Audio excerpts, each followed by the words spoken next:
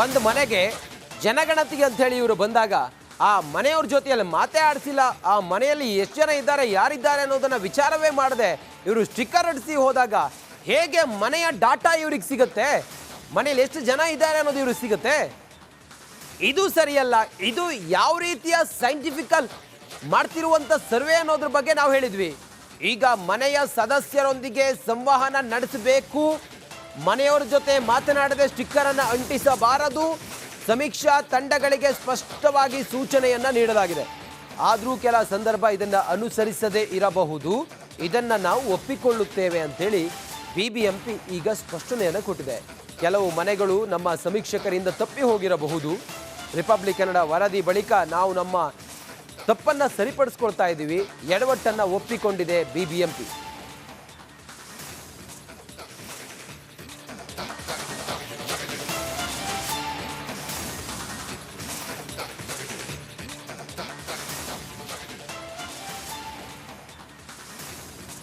BBMP ಕೆಲವು ಸಿಬ್ಬಂದಿಗಳು ಯಾವುದೇ ನಂಬರ್ಸನ್ನು ತೆಗೆದುಕೊಳ್ಳದೆ ಅಥವಾ ಮನೆಗೆ ಹೋಗಿ ಸಮೀಕ್ಷೆ ಮಾಡ್ತಿರೋರು ಅಥವಾ ಜನಗಣತಿಯನ್ನು ಮಾಡ್ತಿರೋರು ಮನೆಯಲ್ಲಿ ಯಾರಿದ್ದಾರೆ ಏನು ಎತ್ತ ಅನ್ನೋದನ್ನು ತಿಳ್ಕೊಳ್ಳದೆ ಇವರು ಕೇವಲ ಸ್ಟಿಕ್ಕರ್ ಅಂಟಿಸಿ ಸ್ಟಿಕ್ಕರ್ಗೆ ಮಾತ್ರ ಗಣತಿ ಸೀಮಿತವಾಗಿತ್ತು. ನಾವು ವರದಿ ಪ್ರಸಾರ ಮಾಡಿ ಆದ ನಂತರ ಈಗ ಎಚ್ಚೆತ್ತುಕೊಂಡಿದ್ದಾರೆ. ಸಾರ್ವಜನಿಕರು ಅಥವಾ ಸಿಟಿ ಜನ ರೊಚ್ಚಿಗೆದ್ದಾದ ನಂತರ ಈಗ ಎಚ್ಚೆತ್ಕೊಂಡು ಹೌದು ಇನ್ನು ಮಾಡೋದಿಲ್ಲ, ನಾವು ಹಾಗೆ ನಾವು ಜನರ ಜೊತೆ ಸಂವಹನ ಮಾಡ್ತೀವಿ, ಸಂಪೂರ್ಣ ಮಾಹಿತಿನ ಪಡ್ಕೊಂಡೆ ಆ ನಂತರ ನಾವು ಇದನ್ನು ಮುಂದುವರಿತೀವಿ ಅಂತೇಳಿ ಎಲ್ಲ ಹೇಳಿದ್ದಾರೆ. ಸದ್ಯಕ್ಕೆ ಇವರು ಎಡವಟ್ಟನ್ನು ರಿಪಬ್ಲಿಕ್ ಕನ್ನಡ ನಿರಂತರವಾಗಿ ವರದಿಯನ್ನು ಪ್ರಸಾರ ಮಾಡಿ ಒಂದು ಸಲ ನೀವು ಕೋಟಿ ಹಣವನ್ನು ಈ ಜನಗಣತಿಯ ಹೆಸರಲ್ಲಿ ದುಂದುವೆಚ್ಚ ಮಾಡಿ ಆಗಿದೆ. ನಾವು ಕೊಟ್ಟುವಂಥ ನಮ್ಮ ಟ್ಯಾಕ್ಸ್ ಹಣ ಅದು ನಿಮ್ಮ ಅಪ್ಪನ ಮನೆ ಆಸ್ತಿಯನ್ನಲ್ಲ. ಇದನ್ನೆಲ್ಲ ಜನ ಹೀಗೆಲ್ಲ ಹೇಳಿ ಆದ ನಂತರ ಈಗ ಮತ್ತೆ ಸರ್ವೆ ಮಾಡೋದಕ್ಕೆ ಹೊರಟು ಈಗ ಸರ್ವೆಯಲ್ಲೂ ಕೂಡ ಬೋಗಸು ಮಾಡೋದಕ್ಕೆ ಹೊರಟಿರೋದ್ರ ಬಗ್ಗೆ ನಾವು ಎಚ್ಚರಿಸಿದ ನಂತರ ಎಚ್ಚೆತ್ಕೊಂಡಂಗೆ ಕಾಣಿಸ್ತಾ ಇದೆ. ನಮ್ಮ ಪ್ರತಿನಿಧಿ ಬಸವರಾಜ್ ಇದ್ರ ಬಗ್ಗೆ ಹೆಚ್ಚಿನ ಮಾಹಿತಿಯನ್ನು ಕೊಡ್ತಾರೆ.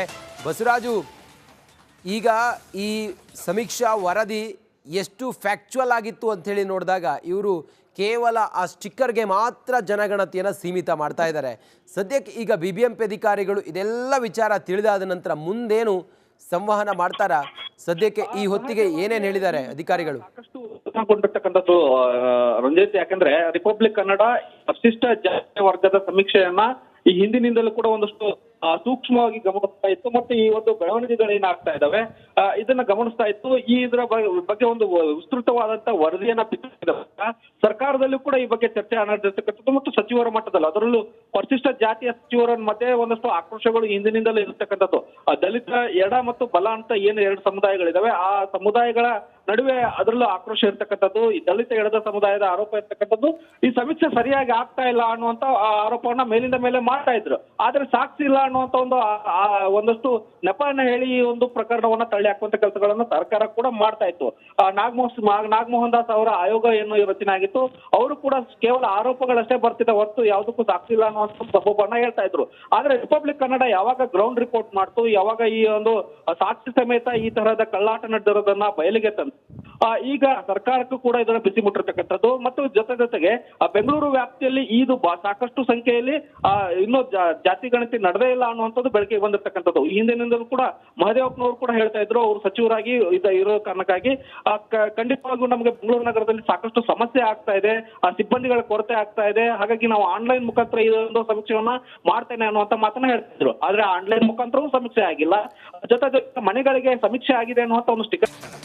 ಒಂದು ಮನೆಗೆ ಜನಗಣತಿಗೆ ಅಂತ ಹೇಳಿ ಇವರು ಬಂದಾಗ ಆ ಮನೆಯವ್ರ ಜೊತೆಯಲ್ಲಿ ಮಾತೇ ಆಡಿಸಿಲ್ಲ. ಆ ಮನೆಯಲ್ಲಿ ಎಷ್ಟು ಜನ ಇದ್ದಾರೆ, ಯಾರಿದ್ದಾರೆ ಅನ್ನೋದನ್ನ ವಿಚಾರವೇ ಮಾಡದೆ ಇವರು ಸ್ಟಿಕ್ಕರ್ ಅಂಟಿಸಿ ಹೋದಾಗ ಹೇಗೆ ಮನೆಯ ಡಾಟಾ ಇವ್ರಿಗೆ ಸಿಗುತ್ತೆ, ಮನೆಯಲ್ಲಿ ಎಷ್ಟು ಜನ ಇದ್ದಾರೆ ಅನ್ನೋದು ಇವ್ರಿಗೆ ಸಿಗುತ್ತೆ? ಇದು ಸರಿಯಲ್ಲ.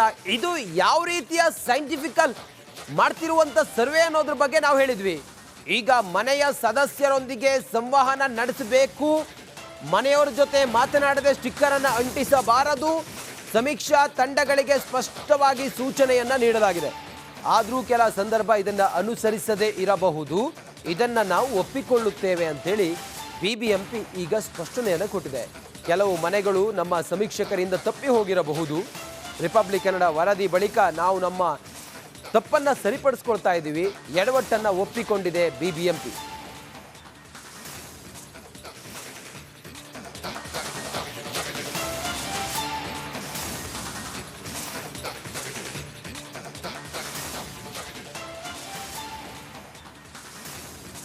ಬಿಬಿಎಂಪಿ ಕೆಲವು ಸಿಬ್ಬಂದಿಗಳು ಯಾವುದೇ ನಂಬರ್ಸನ್ನು ತೆಗೆದುಕೊಳ್ಳದೆ ಅಥವಾ ಮನೆಗೆ ಹೋಗಿ ಸಮೀಕ್ಷೆ ಮಾಡ್ತಿರೋರು ಅಥವಾ ಜನಗಣತಿಯನ್ನು ಮಾಡ್ತಿರೋರು ಮನೆಯಲ್ಲಿ ಯಾರಿದ್ದಾರೆ ಏನು ಎತ್ತ ಅನ್ನೋದನ್ನು ತಿಳ್ಕೊಳ್ಳದೆ ಇವರು ಕೇವಲ ಸ್ಟಿಕ್ಕರ್ ಅಂಟಿಸಿ ಸ್ಟಿಕ್ಕರ್ಗೆ ಮಾತ್ರ ಗಣತಿ ಸೀಮಿತವಾಗಿತ್ತು.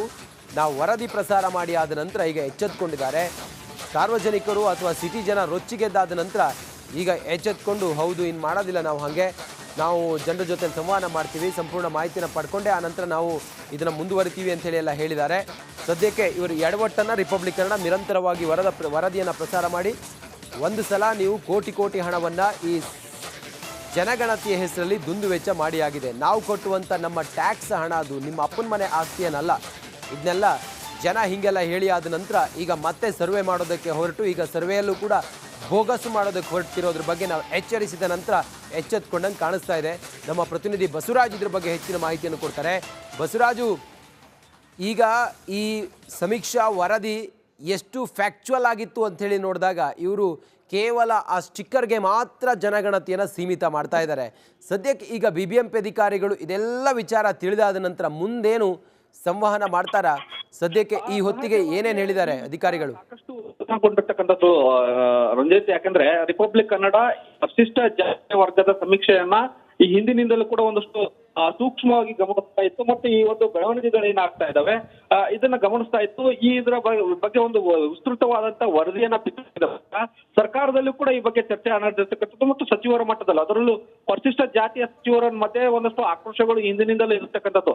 ದಲಿತ ಎಡ ಮತ್ತು ಬಲ ಅಂತ ಏನು ಎರಡು ಸಮುದಾಯಗಳಿದಾವೆ, ಆ ಸಮುದಾಯಗಳ ನಡುವೆ ಅದರಲ್ಲೂ ಆಕ್ರೋಶ ಇರ್ತಕ್ಕಂಥದ್ದು. ಈ ದಲಿತ ಎಡದ ಸಮುದಾಯದ ಆರೋಪ ಇರ್ತಕ್ಕಂಥದ್ದು ಈ ಸಮೀಕ್ಷೆ ಸರಿಯಾಗಿ ಆಗ್ತಾ ಇಲ್ಲ ಅನ್ನುವಂತ ಆರೋಪವನ್ನ ಮೇಲಿಂದ ಮೇಲೆ ಮಾಡ್ತಾ ಇದ್ರು. ಆದ್ರೆ ಸಾಕ್ಷಿ ಇಲ್ಲ ಅನ್ನುವಂತ ಒಂದಷ್ಟು ನೆಪವನ್ನ ಹೇಳಿ ಈ ಒಂದು ಪ್ರಕರಣವನ್ನ ತಳ್ಳಿ ಹಾಕುವಂತ ಕೆಲಸಗಳನ್ನ ಸರ್ಕಾರ ಕೂಡ ಮಾಡ್ತಾ ಇತ್ತು. ನಾಗಮೋಹನ್ ದಾಸ್ ಅವರ ಆಯೋಗ ಏನು ರಚನೆ ಆಗಿತ್ತು, ಅವರು ಕೂಡ ಕೇವಲ ಆರೋಪಗಳಷ್ಟೇ ಬರ್ತಿದೆ ಹೊರತು ಯಾವುದಕ್ಕೂ ಸಾಕ್ಷಿ ಇಲ್ಲ ಅನ್ನುವಂತ ಸಬೂಬನ್ನ ಹೇಳ್ತಾ ಇದ್ರು. ಆದ್ರೆ ರಿಪಬ್ಲಿಕ್ ಕನ್ನಡ ಯಾವಾಗ ಗ್ರೌಂಡ್ ರಿಪೋರ್ಟ್ ಮಾಡ್ತು, ಯಾವಾಗ ಈ ಒಂದು ಸಾಕ್ಷಿ ಸಮೇತ ಈ ತರಹದ ಕಳ್ಳಾಟ ನಡೆದಿರೋದನ್ನ ಬಯಲಿಗೆ ತಂದು ಈಗ ಸರ್ಕಾರಕ್ಕೂ ಕೂಡ ಇದರ ಬಿಸಿ ಮುಟ್ಟಿರ್ತಕ್ಕಂಥದ್ದು. ಮತ್ತು ಜೊತೆಗೆ ಬೆಂಗಳೂರು ವ್ಯಾಪ್ತಿಯಲ್ಲಿ ಇದು ಸಾಕಷ್ಟು ಸಂಖ್ಯೆಯಲ್ಲಿ ಇನ್ನೂ ಜಾತಿ ಗಣತಿ ನಡೆದೇ ಇಲ್ಲ ಅನ್ನುವಂಥದ್ದು ಬೆಳಕಿಗೆ ಬಂದಿರ್ತಕ್ಕಂಥದ್ದು. ಹಿಂದಿನಿಂದಲೂ ಕೂಡ ಮಹದೇವಪ್ಪನವರು ಕೂಡ ಹೇಳ್ತಾ ಇದ್ರು, ಅವರು ಸಚಿವರಾಗಿ ಇರೋ ಕಾರಣಕ್ಕಾಗಿ ಖಂಡಿತವಾಗೂ ನಮಗೆ ಬೆಂಗಳೂರು ನಗರದಲ್ಲಿ ಸಾಕಷ್ಟು ಸಮಸ್ಯೆ ಆಗ್ತಾ ಇದೆ, ಆ ಸಿಬ್ಬಂದಿಗಳ ಕೊರತೆ ಆಗ್ತಾ ಇದೆ, ಹಾಗಾಗಿ ನಾವು ಆನ್ಲೈನ್ ಮುಖಾಂತರ ಈ ಒಂದು ಸಮೀಕ್ಷೆಯನ್ನ ಮಾಡ್ತೇನೆ ಅನ್ನುವಂತ ಮಾತನ್ನ ಹೇಳ್ತಿದ್ರು. ಆದ್ರೆ ಆನ್ಲೈನ್ ಮುಖಾಂತರವೂ ಸಮೀಕ್ಷೆ ಆಗಿಲ್ಲ, ಜೊತೆಗೆ ಮನೆಗಳಿಗೆ ಸಮೀಕ್ಷೆ ಆಗಿದೆ ಅನ್ನುವಂತ ಒಂದು ಸ್ಟಿಕ್ಕರ್. ಒಂದು ಮನೆಗೆ ಜನಗಣತಿಗೆ ಅಂತ ಹೇಳಿ ಇವರು ಬಂದಾಗ ಆ ಮನೆಯವ್ರ ಜೊತೆಯಲ್ಲಿ ಮಾತೇ ಆಡಿಸಿಲ್ಲ, ಆ ಮನೆಯಲ್ಲಿ ಎಷ್ಟು ಜನ ಇದ್ದಾರೆ ಯಾರಿದ್ದಾರೆ ಅನ್ನೋದನ್ನ ವಿಚಾರವೇ ಮಾಡದೆ ಇವರು ಸ್ಟಿಕ್ಕರ್ ಅಂಟಿಸಿ ಹೋದಾಗ ಹೇಗೆ ಮನೆಯ ಡಾಟಾ ಇವ್ರಿಗೆ ಸಿಗುತ್ತೆ, ಮನೆಯಲ್ಲಿ ಎಷ್ಟು ಜನ ಇದ್ದಾರೆ ಅನ್ನೋದು ಇವ್ರಿಗೆ ಸಿಗುತ್ತೆ? ಇದು ಸರಿಯಲ್ಲ. ಇದು ಯಾವ ರೀತಿಯ ಸೈಂಟಿಫಿಕಲ್ ಮಾಡ್ತಿರುವಂತ ಸರ್ವೆ ಅನ್ನೋದ್ರ ಬಗ್ಗೆ ನಾವು ಹೇಳಿದ್ವಿ. ಈಗ ಮನೆಯ ಸದಸ್ಯರೊಂದಿಗೆ ಸಂವಹನ ನಡೆಸಬೇಕು, ಮನೆಯವರ ಜೊತೆ ಮಾತನಾಡದೆ ಸ್ಟಿಕ್ಕರ್ ಅನ್ನು ಅಂಟಿಸಬಾರದು, ಸಮೀಕ್ಷಾ ತಂಡಗಳಿಗೆ ಸ್ಪಷ್ಟವಾಗಿ ಸೂಚನೆಯನ್ನ ನೀಡಲಾಗಿದೆ. ಆದರೂ ಕೆಲ ಸಂದರ್ಭ ಇದನ್ನು ಅನುಸರಿಸದೇ ಇರಬಹುದು, ಇದನ್ನು ನಾವು ಒಪ್ಪಿಕೊಳ್ಳುತ್ತೇವೆ ಅಂತೇಳಿ BBMP ಈಗ ಸ್ಪಷ್ಟನೆಯನ್ನು ಕೊಟ್ಟಿದೆ. ಕೆಲವು ಮನೆಗಳು ನಮ್ಮ ಸಮೀಕ್ಷಕರಿಂದ ತಪ್ಪಿ ಹೋಗಿರಬಹುದು. ರಿಪಬ್ಲಿಕ್ ಕನ್ನಡ ವರದಿ ಬಳಿಕ ನಾವು ನಮ್ಮ ತಪ್ಪನ್ನು ಸರಿಪಡಿಸ್ಕೊಳ್ತಾ ಇದ್ದೀವಿ, ಎಡವಟ್ಟನ್ನು ಒಪ್ಪಿಕೊಂಡಿದೆ BBMP.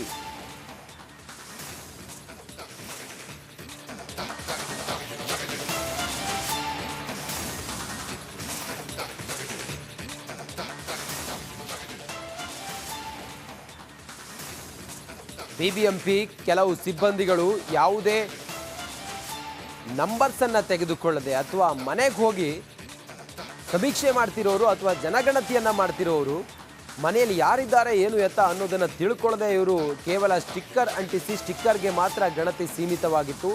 ನಾವು ವರದಿ ಪ್ರಸಾರ ಮಾಡಿ ಆದ ನಂತರ ಈಗ ಎಚ್ಚೆತ್ತುಕೊಂಡಿದ್ದಾರೆ. ಸಾರ್ವಜನಿಕರು ಅಥವಾ ಸಿಟಿ ಜನ ರೊಚ್ಚಿಗೆದ್ದಾದ ನಂತರ ಈಗ ಎಚ್ಚೆತ್ಕೊಂಡು ಹೌದು ಇನ್ನು ಮಾಡೋದಿಲ್ಲ, ನಾವು ಜನರ ಜೊತೆ ಸಂವಹನ ಮಾಡ್ತೀವಿ, ಸಂಪೂರ್ಣ ಮಾಹಿತಿನ ಪಡ್ಕೊಂಡೆ ಆ ನಂತರ ನಾವು ಇದನ್ನು ಮುಂದುವರಿತೀವಿ ಅಂತೇಳಿ ಎಲ್ಲ ಹೇಳಿದ್ದಾರೆ. ಸದ್ಯಕ್ಕೆ ಇವರು ಎಡವಟ್ಟನ್ನು ರಿಪಬ್ಲಿಕ್ ಕನ್ನಡ ನಿರಂತರವಾಗಿ ವರದಿಯನ್ನು ಪ್ರಸಾರ ಮಾಡಿ ಒಂದು ಸಲ ನೀವು ಕೋಟಿ ಹಣವನ್ನು ಈ ಜನಗಣತಿಯ ಹೆಸರಲ್ಲಿ ದುಂದುವೆಚ್ಚ ಮಾಡಿ ಆಗಿದೆ. ನಾವು ಕೊಟ್ಟುವಂಥ ನಮ್ಮ ಟ್ಯಾಕ್ಸ್ ಹಣ ಅದು ನಿಮ್ಮ ಅಪ್ಪನ ಮನೆ ಆಸ್ತಿಯನ್ನಲ್ಲ. ಇದನ್ನೆಲ್ಲ ಜನ ಹೀಗೆಲ್ಲ ಹೇಳಿ ಆದ ನಂತರ ಈಗ ಮತ್ತೆ ಸರ್ವೆ ಮಾಡೋದಕ್ಕೆ ಹೊರಟು ಈಗ ಸರ್ವೆಯಲ್ಲೂ ಕೂಡ ಬೋಗಸು ಮಾಡೋದಕ್ಕೆ ಹೊರಟಿರೋದ್ರ ಬಗ್ಗೆ ನಾವು ಎಚ್ಚರಿಸಿದ ನಂತರ ಎಚ್ಚೆತ್ಕೊಂಡಂಗೆ ಕಾಣಿಸ್ತಾ ಇದೆ. ನಮ್ಮ ಪ್ರತಿನಿಧಿ ಬಸವರಾಜ್ ಇದ್ರ ಬಗ್ಗೆ ಹೆಚ್ಚಿನ ಮಾಹಿತಿಯನ್ನು ಕೊಡ್ತಾರೆ. ಬಸವರಾಜು, ಈಗ ಈ ಸಮೀಕ್ಷಾ ವರದಿ ಎಷ್ಟು ಫ್ಯಾಕ್ಚುಯಲ್ ಆಗಿತ್ತು ಅಂಥೇಳಿ ನೋಡಿದಾಗ ಇವರು ಕೇವಲ ಆ ಸ್ಟಿಕ್ಕರ್ಗೆ ಮಾತ್ರ ಜನಗಣತಿಯನ್ನು ಸೀಮಿತ ಮಾಡ್ತಾ ಇದ್ದಾರೆ. ಸದ್ಯಕ್ಕೆ ಈಗ BBMP ಅಧಿಕಾರಿಗಳು ಇದೆಲ್ಲ ವಿಚಾರ ತಿಳಿದಾದ ನಂತರ ಮುಂದೇನು ಸಂವಹನ ಮಾಡ್ತಾರಾ? ಸದ್ಯಕ್ಕೆ ಈ ಹೊತ್ತಿಗೆ ಏನೇನು ಹೇಳಿದ್ದಾರೆ ಅಧಿಕಾರಿಗಳು? ಸಾಕಷ್ಟು ಉತ್ಸಾಹಗೊಂಡಿರ್ತಕ್ಕಂಥದ್ದು ರಂಜಿತ್, ಯಾಕಂದ್ರೆ ರಿಪಬ್ಲಿಕ್ ಕನ್ನಡ ಪರಿಶಿಷ್ಟ ಜಾತಿ ವರ್ಗದ ಸಮೀಕ್ಷೆಯನ್ನ ಈ ಹಿಂದಿನಿಂದಲೂ ಕೂಡ ಒಂದಷ್ಟು ಸೂಕ್ಷ್ಮವಾಗಿ ಗಮನಿಸ್ತಾ ಇತ್ತು. ಮತ್ತೆ ಈ ಒಂದು ಬೆಳವಣಿಗೆಗಳು ಏನಾಗ್ತಾ ಇದಾವೆ ಇದನ್ನ ಗಮನಿಸ್ತಾ ಇತ್ತು. ಇದರ ಬಗ್ಗೆ ಒಂದು ವಿಸ್ತೃತವಾದಂತಹ ವರದಿಯನ್ನ ಸರ್ಕಾರದಲ್ಲೂ ಕೂಡ ಈ ಬಗ್ಗೆ ಚರ್ಚೆ ನಡೆದಿರ್ತಕ್ಕಂಥದ್ದು ಮತ್ತು ಸಚಿವರ ಮಟ್ಟದಲ್ಲಿ, ಅದರಲ್ಲೂ ಪರಿಶಿಷ್ಟ ಜಾತಿಯ ಸಚಿವರ ಮಧ್ಯೆ ಒಂದಷ್ಟು ಆಕ್ರೋಶಗಳು ಹಿಂದಿನಿಂದಲೂ ಇರತಕ್ಕಂಥದ್ದು.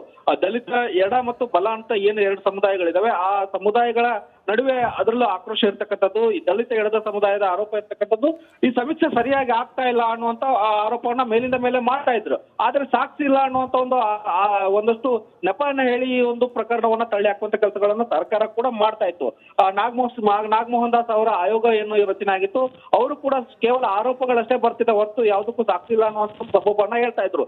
ಆದ್ರೆ ರಿಪಬ್ಲಿಕ್ ಕನ್ನಡ ಯಾವಾಗ ಗ್ರೌಂಡ್ ರಿಪೋರ್ಟ್ ಮಾಡ್ತು, ಯಾವಾಗ ಈ ಒಂದು ಸಾಕ್ಷಿ ಸಮೇತ ಈ ತರಹದ ಕಳ್ಳಾಟ ನಡೆದಿರೋದನ್ನ ಬಯಲಿಗೆ ತಂದು ಈಗ ಸರ್ಕಾರಕ್ಕೂ ಕೂಡ ಇದರ ಬಿಸಿ ಮುಟ್ಟಿರ್ತಕ್ಕಂಥದ್ದು. ಮತ್ತು ಜೊತೆಗೆ ಬೆಂಗಳೂರು ವ್ಯಾಪ್ತಿಯಲ್ಲಿ ಇದು ಸಾಕಷ್ಟು ಸಂಖ್ಯೆಯಲ್ಲಿ ಇನ್ನೂ ಜಾತಿ ಗಣತಿ ನಡೆದೇ ಇಲ್ಲ ಅನ್ನುವಂಥದ್ದು ಬೆಳಕಿಗೆ ಬಂದಿರ್ತಕ್ಕಂಥದ್ದು. ಈ ಹಿಂದಿನಿಂದಲೂ ಕೂಡ ಮಹದೇವಪ್ಪನವರು ಕೂಡ ಹೇಳ್ತಾ ಇದ್ರು, ಅವರು ಸಚಿವರಾಗಿ ಇರೋ ಕಾರಣಕ್ಕಾಗಿ ಖಂಡಿತವಾಗಿಯೂ ನಮಗೆ ಬೆಂಗಳೂರು ನಗರದಲ್ಲಿ ಸಾಕಷ್ಟು ಸಮಸ್ಯೆ ಆಗ್ತಾ ಇದೆ, ಸಿಬ್ಬಂದಿಗಳ ಕೊರತೆ ಆಗ್ತಾ ಇದೆ, ಹಾಗಾಗಿ ನಾವು ಆನ್ಲೈನ್ ಮುಖಾಂತರ ಇದೊಂದು ಸಮೀಕ್ಷೆಯನ್ನ ಮಾಡ್ತೇನೆ ಅನ್ನುವಂತ ಮಾತನ್ನ ಹೇಳ್ತಿದ್ರು. ಆದ್ರೆ ಆನ್ಲೈನ್ ಮುಖಾಂತರವೂ ಸಮೀಕ್ಷೆ ಆಗಿಲ್ಲ. ಜೊತೆ ಮನೆಗಳಿಗೆ ಸಮೀಕ್ಷೆ ಆಗಿದೆ ಅನ್ನುವಂತ ಒಂದು